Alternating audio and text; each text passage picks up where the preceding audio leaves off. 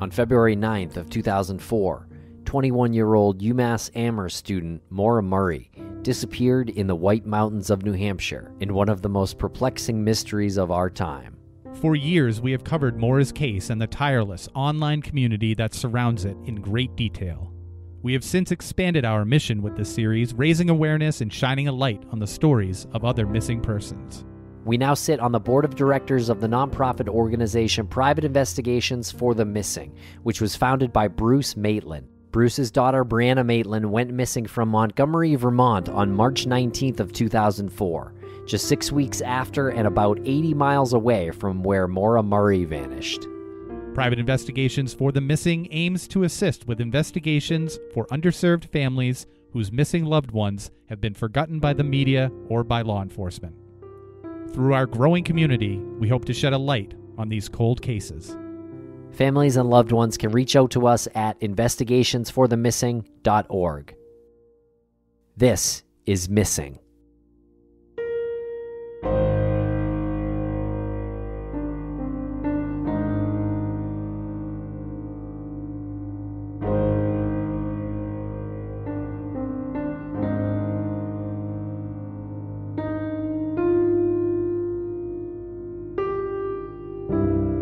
Welcome back to Missing. I am Tim, here today with Lance. Lance, how are you today? I'm doing well. How are you today, Tim? I am doing great. And in this episode, which we recorded live last Thursday evening on Get Vocal, which we do regularly, live shows on Thursday night on Get Vocal, this one we recorded with Jason Watts and Jennifer Amell. Jason Watts is an advocate for Brandon Lawson's case, and he was recently visiting New England, and we took a trip to Vermont with him. He really wanted to go see where Brianna Maitland went missing, so we ventured up there with him, with Jennifer Amell as well, who works with us. It was pretty interesting, and we talked about the trip in this episode. Yeah, we highlighted the feelings that we all had while we were at the location where the old Dutch burn house used to stand. It's nothing more than what would be maybe a little bit of foundation from the house. It burned down years ago and was, essentially just leveled. And then we made our way over to the Black Lantern Inn where Brianna worked a few shifts before her disappearance. Some unexpected emotions, and overall just a really productive day. And of course, Brianna Maitland went missing in Montgomery, Vermont on March 19th, 2004. She was 17 years old at the time. And of course, we work with Bruce Maitland, her father, on his nonprofit Private Investigations for the Missing. So you can check them out and us out at investigationsforthemissing.org. Also, all their social channels are really great, and there are links in the show notes to follow those. Private investigator Greg Overacker joins us a little bit later on the show, and we're going to play some clips from our trip to Montgomery as well. And be sure to swing on over to our website, crawlspace-media.com, to learn more about new shows, old shows with new episodes, any live events coming up, anything you could ask for. Head on over there, crawlspace-media.com.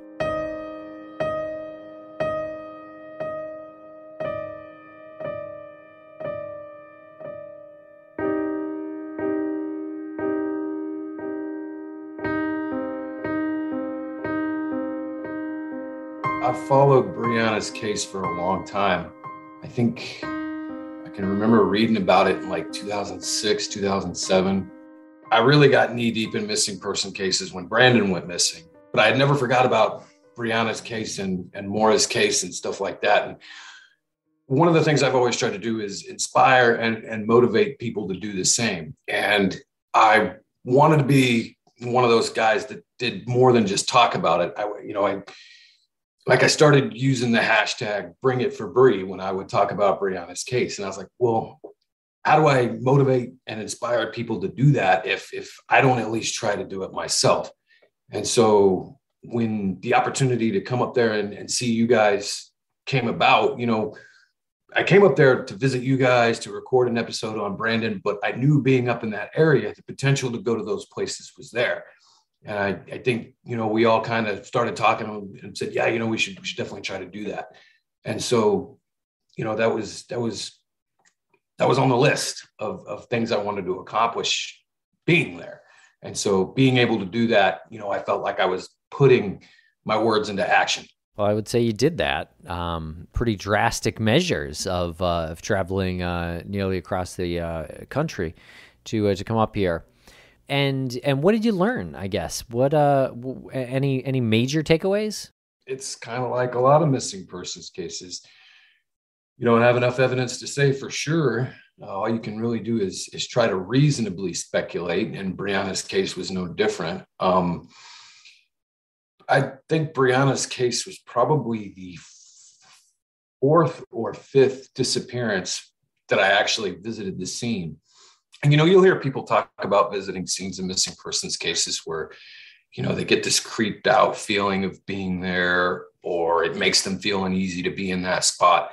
I had never encountered that feeling, being at the scene of Brandon's disappearance or being at the scene of Jason Landry's disappearance. I know I'm in a spot where a human being was last known to be, and I'm certainly, aware of that. And so I was really curious to see how being where Brianna was would make me feel. And I ended up being emotionally affected a little bit more than I thought I would.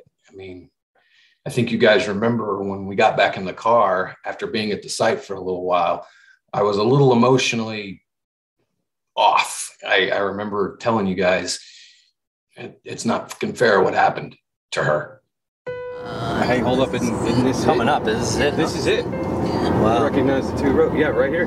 Yeah. Yeah, that's, yep. Yep, because there's what's left of the foundation.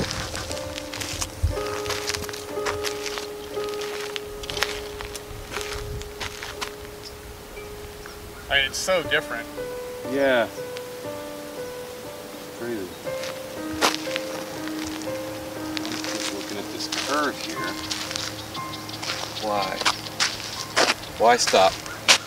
I'm wondering if someone passed her on this corner and slammed on the brakes. She would have had two options: rear end them or come off into here, right? And then she throws it in reverse. Why? She's coming from the Black Lantern, right? This is speculation, but like if someone's following her and they want her to stop, where's the best place to pass somebody? Around a curve, right? Gas on it, go around, slam on the brakes. She's got one option, or two options. She rear ends the shit out of them, or she has to go around and ends up over here, right? Then she throws it in reverse to get the hell out, wham, right into the house. They get out, run up, whatever happens, happens, they pull her out, they're gone.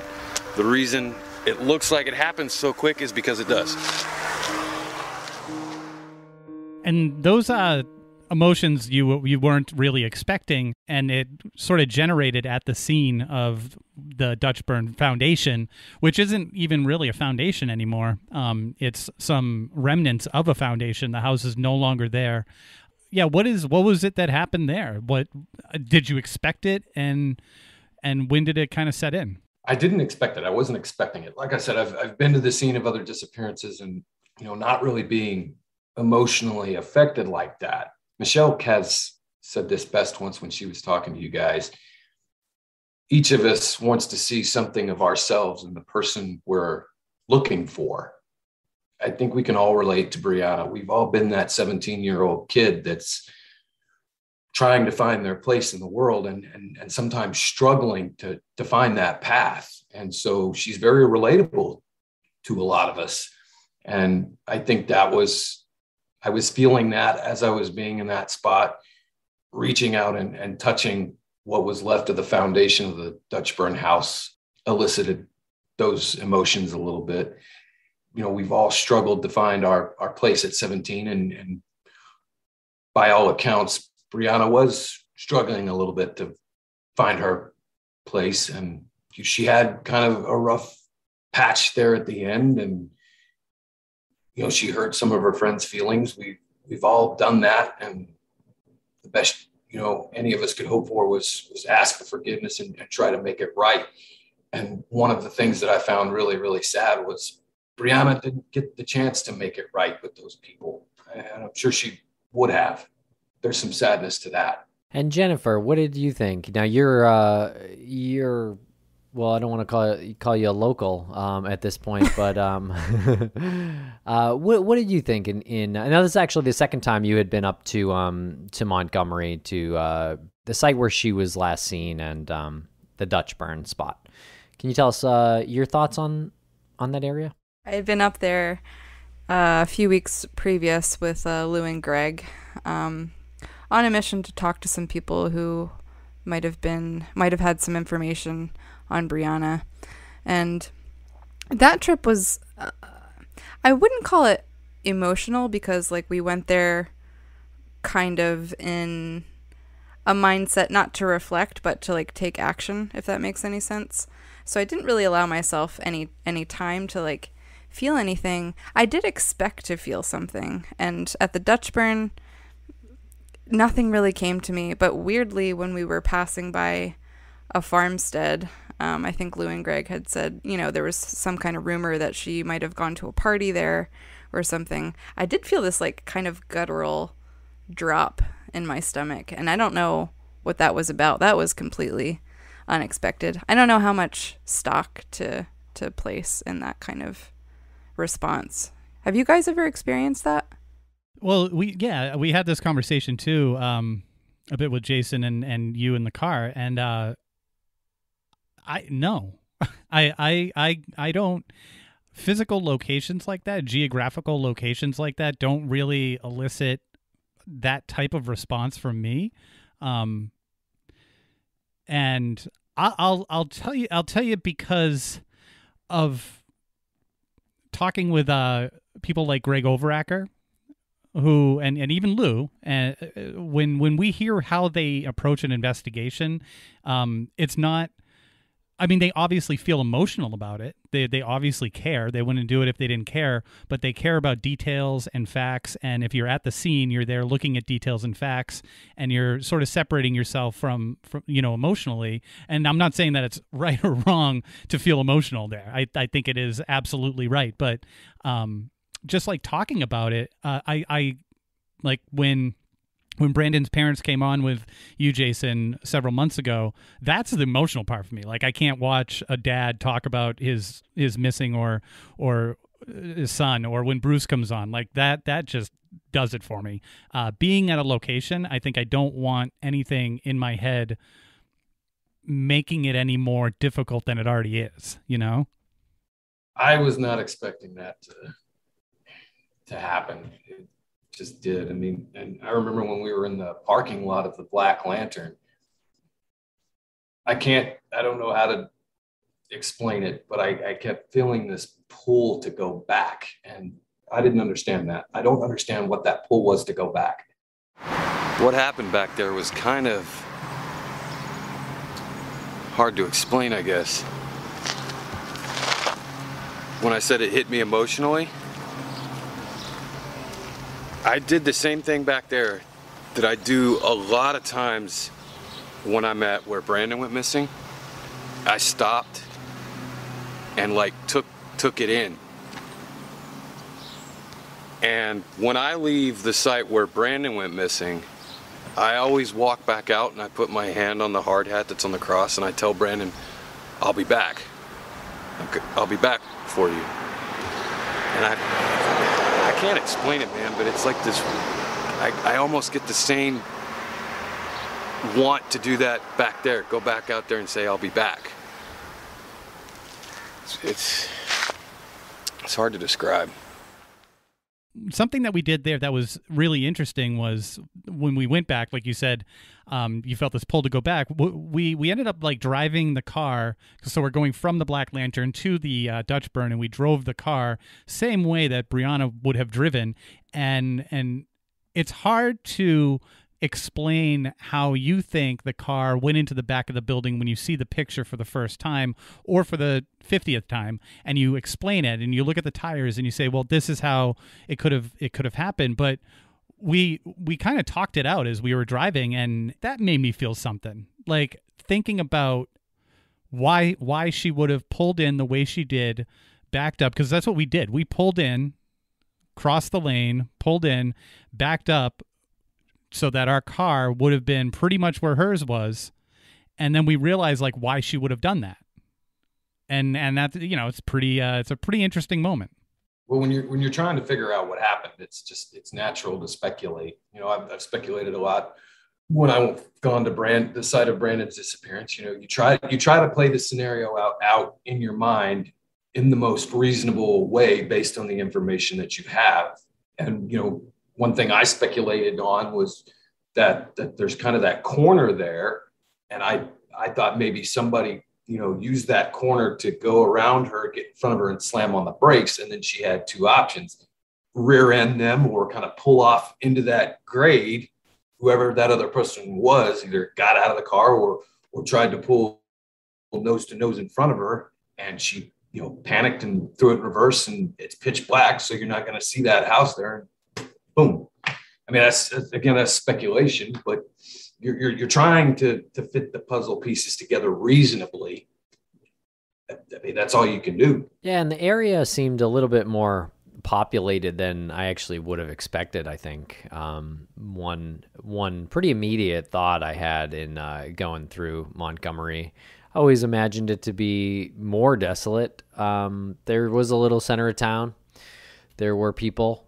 There was even a farm across the street from where the Dutch burn sat, and it doesn't sit there anymore. It was taken down, the house. And this is, of course, if you Google Brianna Maitland, definitely one of the first pictures you'll see, besides pictures of her, is a picture of her car backed into this old house called the Dutch burn house that is not there anymore. But Brianna's car was actually held up on the foundation of that house, and I don't believe it could have been moved, driven actually really out at that point without maybe a push or something. It's kind of hard to say for us, but it's kind of what it sounded like. I was struck by how close the Dutch burn and the Black Lantern actually were. It took us probably, 2 minutes to get between the two, if that? Yeah. Yeah, I was blown away by how close it was too, because Brandon's, his truck was found 4 miles from Bront. And I mean, you get there like that when you're traveling at 60, 70 miles an hour. But when we left the Black Lantern and went back to the site of the Dutch burn, I was like, man, and I thought Brandon's was close. This is crazy that she didn't even get a minute and a half, 2 minutes down the road. Yeah. I mean, granted, Lance was driving like $120, I think, down there. Oh yeah. I mean, I was taking it easy. I was going 110. You were putting my rental car to the test, weren't you, buddy? Yeah, it was a rental car. Of course, they're going to beat the thing. And we'll be right back after a quick word from our sponsors. Lance, it's summertime. Are you starting a new project? Did you pick up a new hobby? Well, Tim, I kind of take summertime as a period where I can get some me time. I can reset. I can rejuvenate my brain. I can give a bit of a reset to myself. And the way I do that is making sure I always have a fun challenge. Like maybe I'll learn a new language. Maybe I'll take up swimming. I've never been a strong swimmer, as I previously said. Nah, don't bother with that, Lance. The best challenge is Best Fiends. It's the super fun Match 3 mobile puzzle game. You know Best Fiends. Speaking of challenging, right? I've been challenging myself to overtake your level. I don't think I have, because I just cracked 4,000. I think you're a little bit ahead of me. Well, good for you to hit that. That's a high number to hit. But no, I'm already at 5,300. So eat my dust. Wow. As we just noted, Best Fiends has thousands of puzzles, and it's fun to be competitive sometimes. Maybe have a little rivalry with your friend. And they add new levels all the time. Seriously, it is hard to put it down. And you know what? With the weather being nice, you can sit outside and you don't even have to worry about Wi-Fi or data, because you can get it anywhere. And Best Fiends is free to download, so you can start it right away. And don't even get me started on all the cute characters, also known as fiends. Biebert the Bumblebee. I know you're a big Bumblebee fan. Love him. What about Vincent the Moth? You love Vincent the Moth. You said you were going to get a tattoo of him. Well, I've always loved the Mothman, so I feel like there's some connection to moths there. Summer is just a great time to get away from it all. So download the 5-star rated puzzle game Best Fiends for free today on the App Store or Google Play. That's Friends. Without the R. Hit the bricks R. Best Fiends. Fiends. Let's be honest, whether you're back in the office or still in your sweatpants working from home, life's day-to-day responsibilities lack the fun we all want and deserve. If you're looking for a sign to use some of that hard-earned PTO and have some much-needed fun, look no further. FunJet Vacations is a one-stop shop for all your vacation needs. And as experts in the industry, FunJet Vacations offers customers a fast, easy, and fun way to book their next vacation with exclusive package deals to all-inclusive resorts in Mexico, Central America, and the Caribbean. And for a limited time, our listeners, you folks, can use the promo code FUNJET75 for $75 off your next FunJet vacation at Ryu Hotel and Resorts. Whether you're looking for a family-friendly resort or an adults-only getaway, there's a Ryu Hotel and Resort for you. To get started, just go to funjet.com or contact your travel advisor, and you'll be out of the office in no time. For a limited time, our listeners can use promo code FUNJET7575 for $75 off your next FunJet vacation to Ryu Hotels and Resorts. Offer is only valid at funjet.com when booked by October 15th for travel through December 2021. Restrictions apply. Thanks to our sponsors, and now we're back to the program. The other thing that was interesting to me, at least when I went with Lou and Greg, that they had pointed out where Brianna was staying with her friend, so she was heading in the direction from work, the Black Lantern, and heading in the direction that she would go home. So it's not like she went the opposite way home and had intended to go elsewhere. She was traveling along her expected route. Right, exactly. I thought there was maybe some turnaround or I wasn't sure exactly what her route would have been after work, but that seems most likely that she would have just, been tired and wanted to go get rest because she was working quite early the next day. She had a second job that she was just starting, right? Yeah. Thinking about the whole thing with the lime wedge too when we were in the parking lot of the Black Lantern. I don't know if you guys thought about that either, but I noticed where we parked was right by the dumpster, and I know Greg has talked about this before when he's been on with you guys, where you chuck the trash bag into the dumpster and maybe the lime falls out that way, and that's reasonable speculation. But one thing I got to thinking about is, there's the dumpster is in that fenced off kind of, I guess, gate, and a lot of restaurants have those around their dumpsters to keep wild dogs and stuff out. But when we were parked there, we were parked right next to that. And one thing that kind of got me thinking is, somebody has to open that gate to open the dumpster and throw the trash in, right? Well, could somebody have set the trash bag on the trunk of the car, and while they were opening that gate, and I don't know about you guys, but sometimes I don't pack the trash down as great as I could, and I'll set it on a flat surface and it'll tip over. And then if you got one of those trash bags with the drawstrings, they don't cinch up all the way and stuff will roll out of it when the trash bag falls over. So, could somebody have set that on the trunk of Brianna's car while they were opening that gate? It falls over, the lime wedge rolls out of the trash bag, bada bing, bada boom. There you go, you get a lime wedge on the trunk. And that's speculation. Yeah, I don't know. The parking lot was pretty small. I mean, probably room for 10 spots, maybe 15 spots at the most. I will say about the distance between the Black Lantern Inn and the Dutch Burn, or where the Dutch Burn used to be, is it was so short that it made you think that she had to have been followed in some way. It had to have been whoever I would imagine took her, abducted her, knew when she was leaving or followed her from a spot where they were watching. I noticed there was was that a church that was across the street from the Black Lantern? And then there was a couple of other buildings, I think. I wondered, was somebody sitting over there in one of those parking lots? But it's like Lou and Greg have pointed out, they would either had to have known she was getting ready to leave or been really patient enough to wait for her. Mm-hmm. And if she was followed from the Black Lantern, I mean, they easily could have overtaken her car on that curve. So when you're heading toward the Dutch Burn, there's not a sharp curve, but kind of I guess you would call it a gentle curve of the road, and the Dutchburn sits on this side.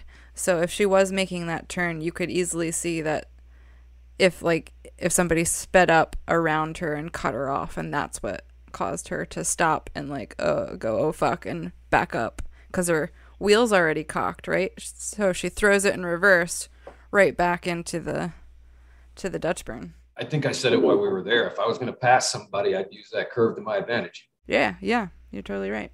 Right, so it kind of loops back around to the left, and then the Dutchburn. So it kind of goes like that, and the Dutchburn's over there. So, yeah, I think you're saying if you are to go into the opposite lane, which of course is on the wrong side of the road in the States, in the U.S., and just floored it, you probably could have gotten in front of her based on that turn pretty easily. It would have taken guts, because if somebody else come around oncoming, head-on collision. But I mean, it was what, 11:20 at night. I mean, I don't know how well that road is traveled at night. I don't even remember. There were a few cars that passed us while we were sitting there at the site, I think. Yeah, I would have to say there were more cars than expected, and I do have to say that James Robitelli died in a car accident in a very similar way to that. And I'm not saying he abducted Brianna, but I'm just saying maybe that's a way of life up there, sort of getting into that lane and flooring it and trying to get around the person who might be going a little slower than you want.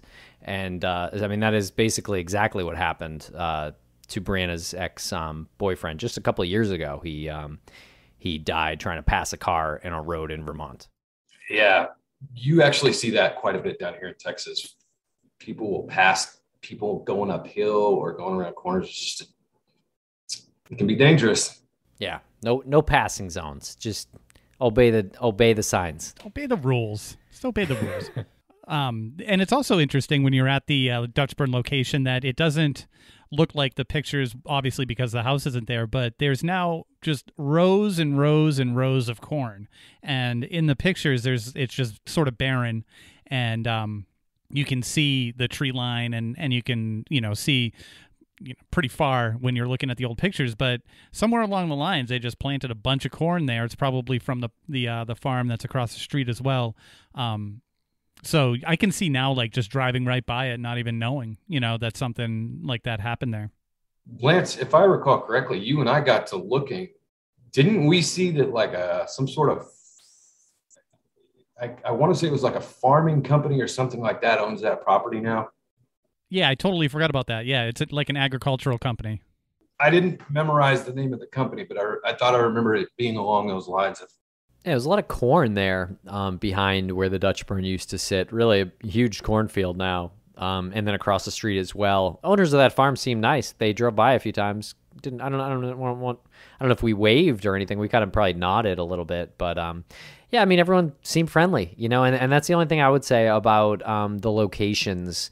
And I don't know, this might only be the second location of a missing person that I have ever visited, but Moore Murray's site is very different in that way, and really probably just because of the ways just described. Brianna's site, more cars than you'd expect, which is similar actually to Mora's, but I think it's just the eyeballs on you. It's just kind of, at Mora's site, there are houses there. You're kind of blocking the road if you're even parked on the road there.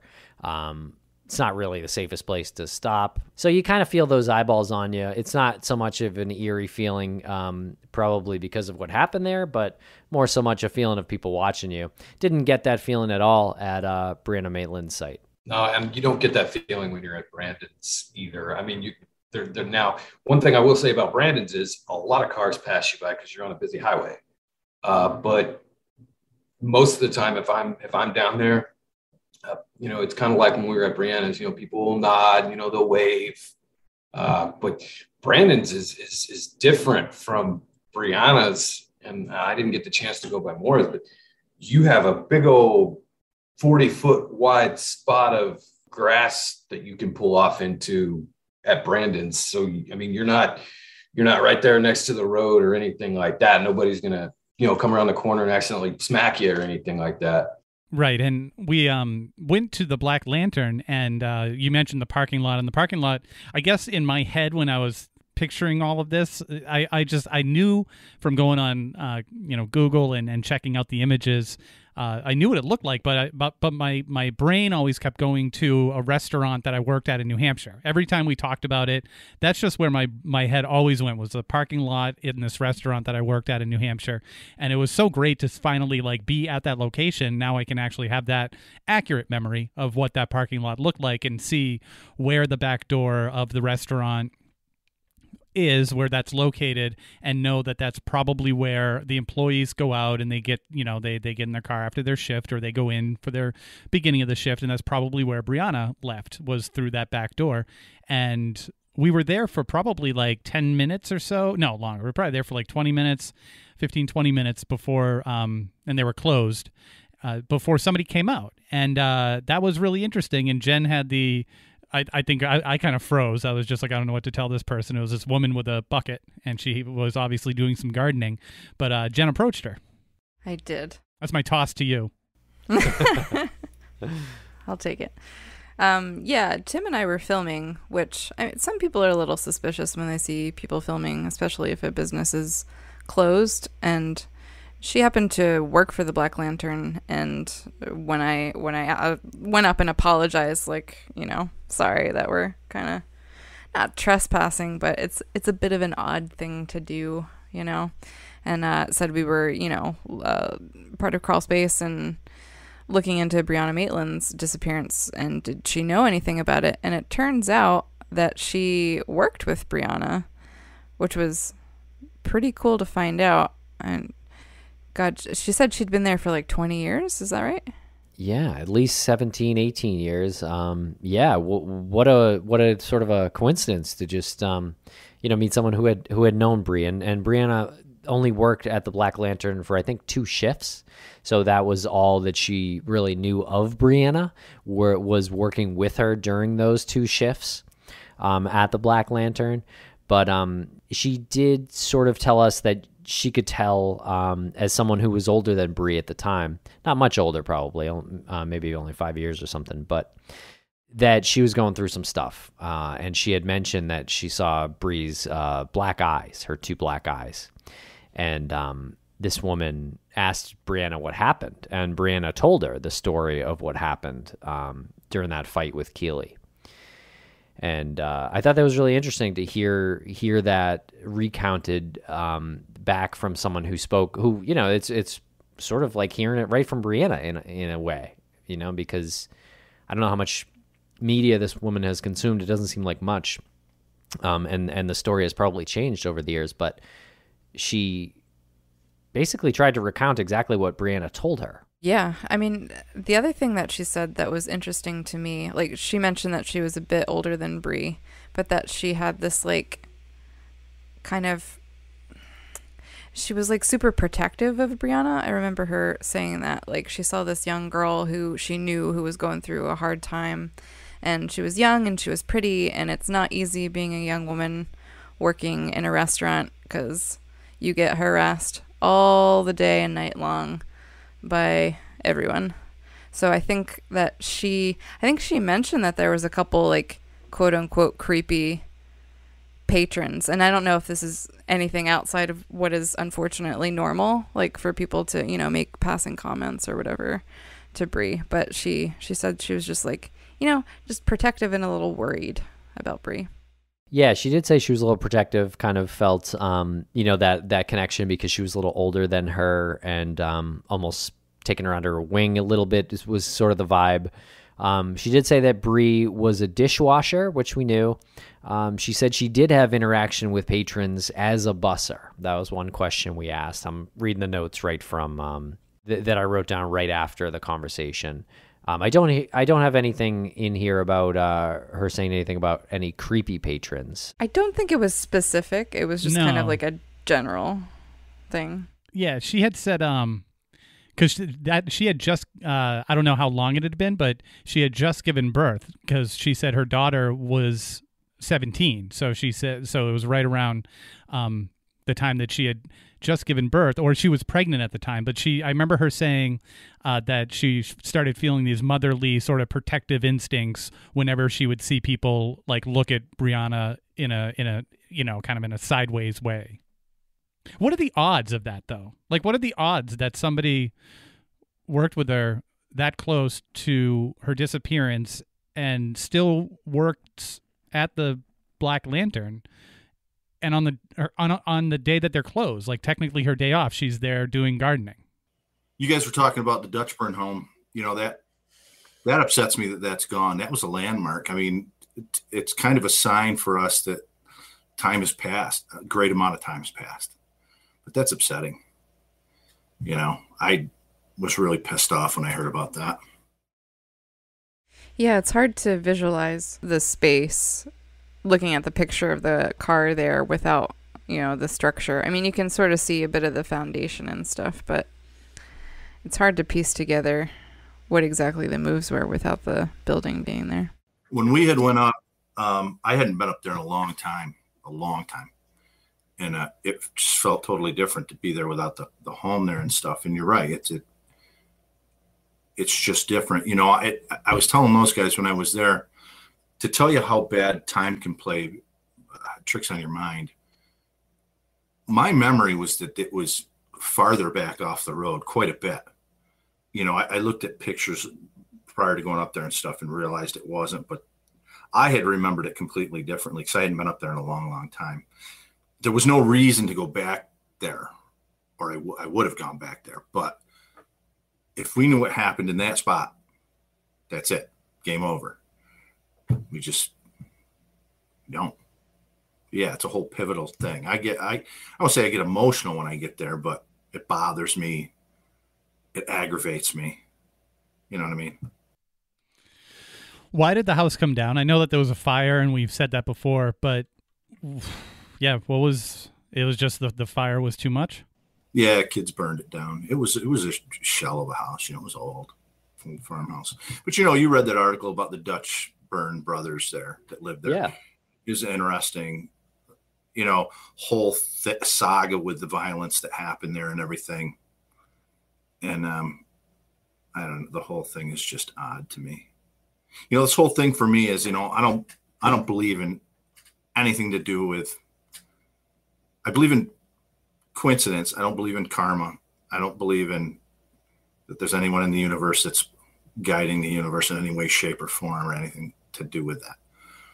But for me, there's a really odd set of circumstances that happen that lead me to meet Bruce and be a part of this. And then on top of that, it's really bizarro that I'm down here and I'm working, for the nonprofit, and we start working on Erica's case, and it leads us right back to Brianna, literally to the fact that what the hell are the chances that I would do that, get involved in this case of this woman that went missing in 1986, and it would lead me back to a man whose son dated Brianna's best friend. It's just bizarro, It's super bizarre. It is a small area up there. And when Lou and I went up and met with Jen and stuff, it's so small that we bumped into Richard. We saw Richard and Joe's family. Not on purpose necessarily. We went to talk to this person, and it's right there. I mean, they're right there next to the Franlics. And it was just weird that would happen. I mean, I could have walked to their house. And I said to the person that I was speaking to, I said, "Oh, by the way, do you know your neighbor?" And he's like, "No, I don't know that person." I'm like, "Really?" You could see the house. Wait a second. Sorry. I just want to back this up a little bit now. You were talking about Erica Franilich's disappearance that we've covered on the show. Please go back and check out those episodes. And when you were up there doing work for Brianna, you ran into Erica's ex-husband or husband at the time of her disappearance? Yeah, we didn't speak to him. We saw him. Yeah, it's a small area, No, did you lock eyes with him at all? From a distance. Did you want to follow him? We made a decision not to speak with him because we know what the results are going to be. In that case, there's a frustration with the police. And at some point, I'm just going to come out publicly and talk about it because I'm pissed off. My soul and my psyche is so damaged from it. But we knew that if we went and talked to Richard, he's just going to say, get out of here, you know. He's not going to talk to us. But it was so strange that we would go to do something for Brianna and at one point be within walking distance of someone that was involved in the Franlick case.